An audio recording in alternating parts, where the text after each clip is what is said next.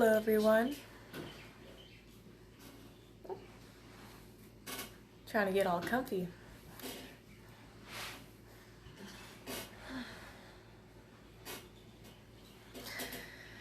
But whenever I get on live, it's never a comfortable experience. But it's one that really, it puts you out of that comfort zone, so for self-development purposes, so that we can move on to the next level in life. So today, I'm going to talk about the new moon in Leo energies that are going to be happening over the next few days.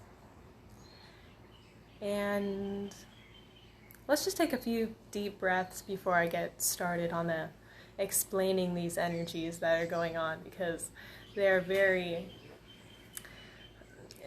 they take a lot of energy just to process what I'm gonna be like breaking down. So exhale all of your air out.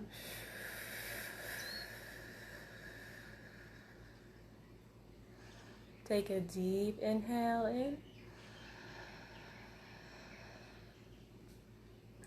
And exhale. Let it go. Let it dissolve on the ground below you and into the earth. The weight just falls down.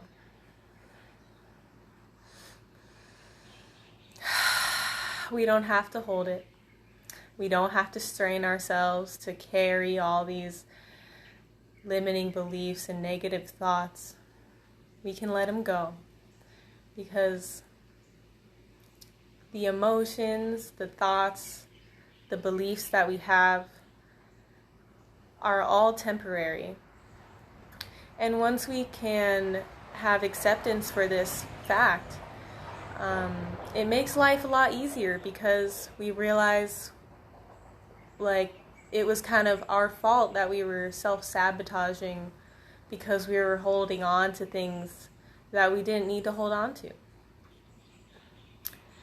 And so with this new moon in Leo energy, we're really going to be letting go of a lot of things, because when the moon is new, it's kind of like the exhale. It's kind of like just letting go, like what happened in the past, and finding peace and alignment and acceptance for what we are experiencing right now. So even though it's a letting go type of exhale energy, whoa, that bag just moved outside.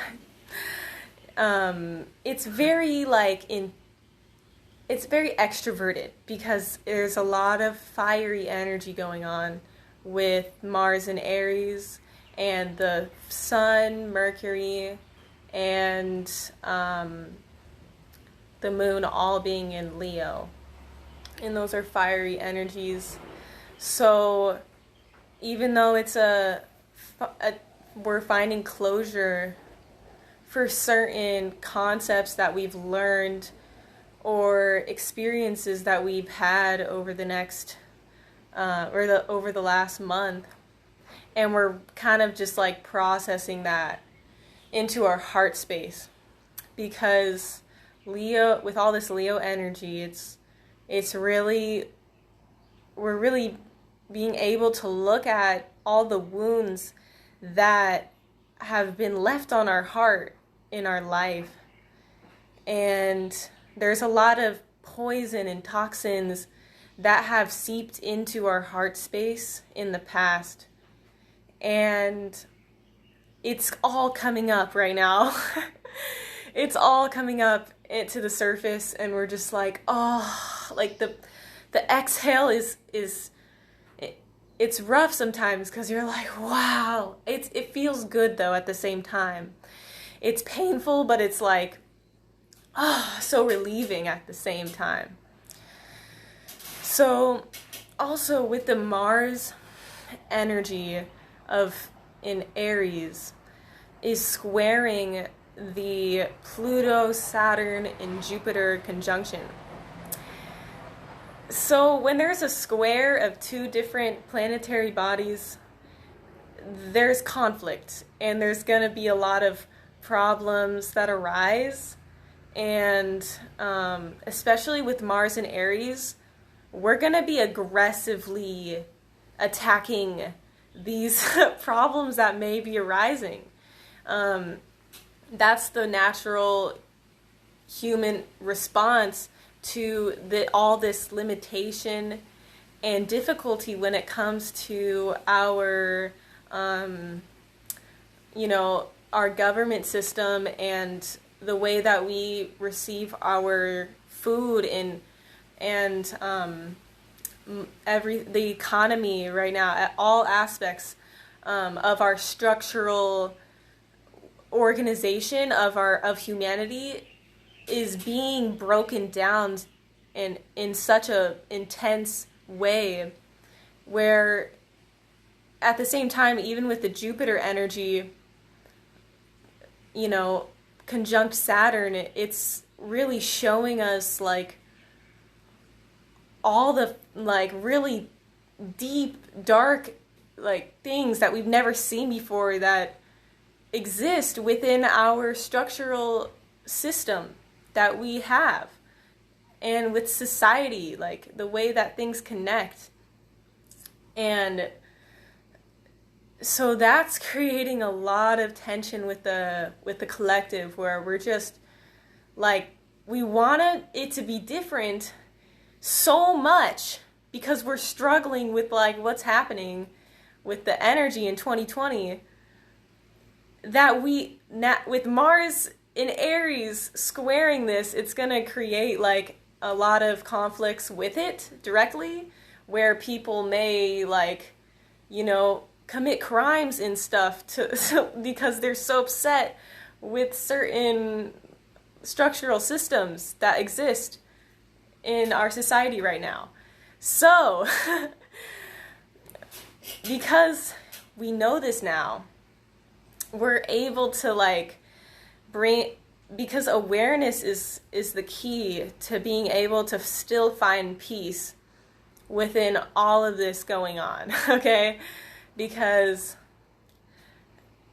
the astrology is showing us like the animalistic energies of how humanity will be operating, like, at the time. And so, yeah, I was trailing off on something else, but this is some coconut water. It's so good.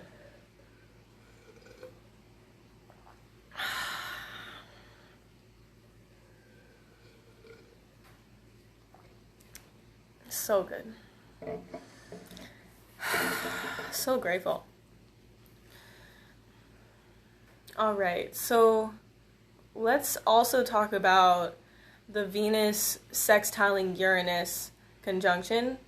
So Venus is in Cancer, right? And Uranus is in Taurus. And these energies are sextiling. And Venus is like, it's the planet of affection and femininity. I can't even say that.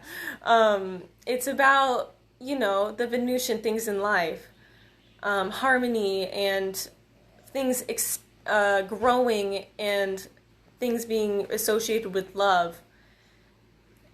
And this energy is like in the nurturing sign. It's like we're being able to really feel how other people are feeling that are in close proximity. So like our family or our close friends, we're actually able to realize that like these people have feelings too, just like us, and it's helping us connect with the people that we've that are really close to us, to our heart. And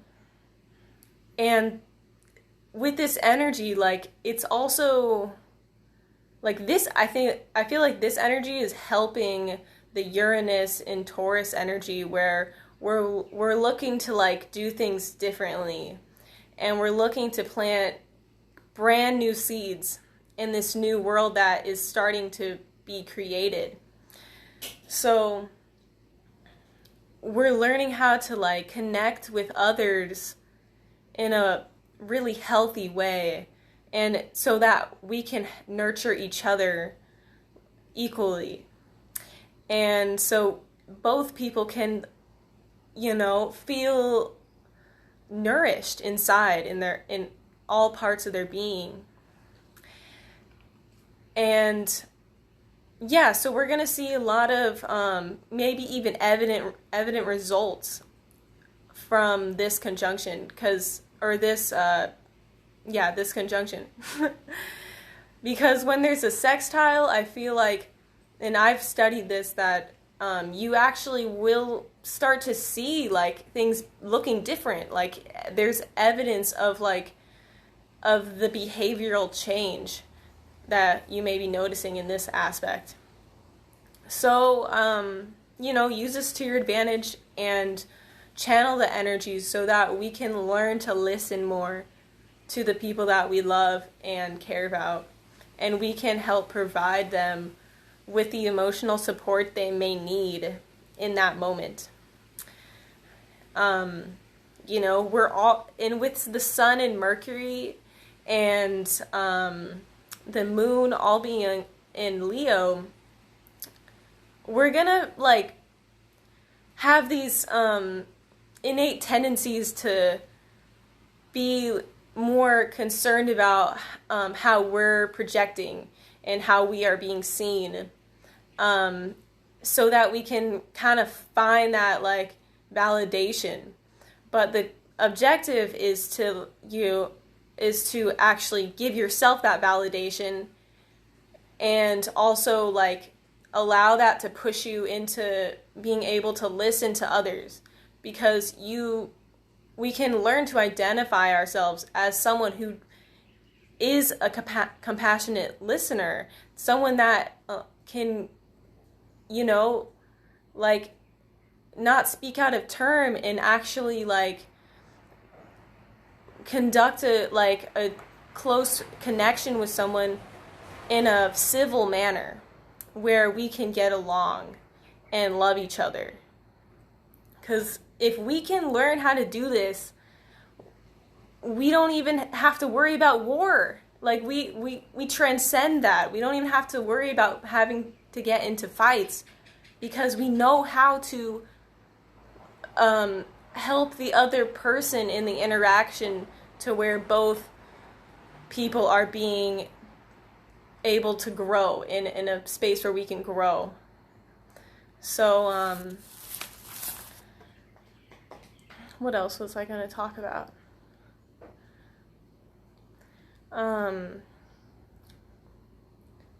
So yeah, I think that it's just really important for us to do what we really feel called to do. Like, what really, following our hearts is really important with all this Leo energy. And if something like comes up in your reality that is like really triggering, and it almost like brings you into this lower vibration,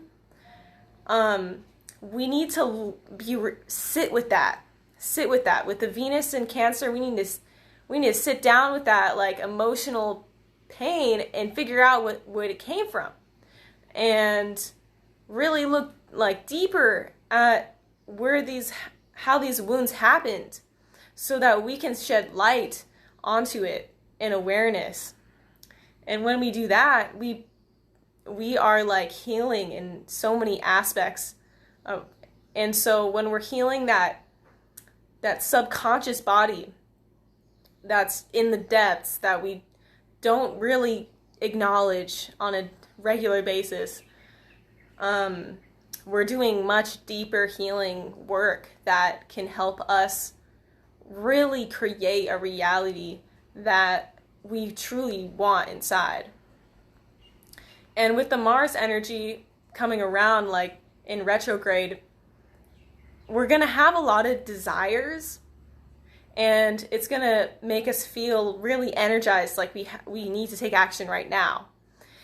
And that's like, you know, use that energy to your advantage, but also remember, like, to be mindful of where your frequency is before you take any action, because that will lead you into, you know, any kind of portal. Like whatever dimension it is, it's like every action you take is opening up a new timeline. So we have to be very, like, mindful of what actions we're taking and what we're really doing and saying as we're doing it, you know, or before, if possible. But yeah, I feel like I was getting deep into the mental aspects, and that's good, but then also I think it's better to, like, kind of let the mind empty a little bit. Just kind of focus on your mind having open space, so that, like, anything in your reality that you observe can, like, peacefully reside within your mind and also leave without any, like, strain. You know what I mean? It's a practice for sure, because I'm not going to act like I'm a master at it yet, but it's definitely something that, you know, can really help your reality if you practice it on a daily basis. I think I read it in some Buddhist philosophy that it's really helpful to, like, know that our minds can basically be that nothingness. And you can't burn nothingness. You can't drown nothingness. You can't blow it away with wind, and you can't crush it with earth. You can't even harm nothingness. So if our mind is empty as much as we can, then, you know, we're kind of unstoppable. All right, so yeah, so I think I was gonna play a little bit of some music for you guys, and then yeah, because it's Leo new moon, and I just feel called to perform.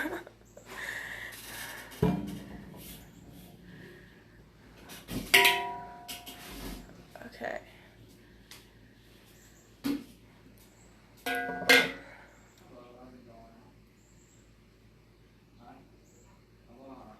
Wow.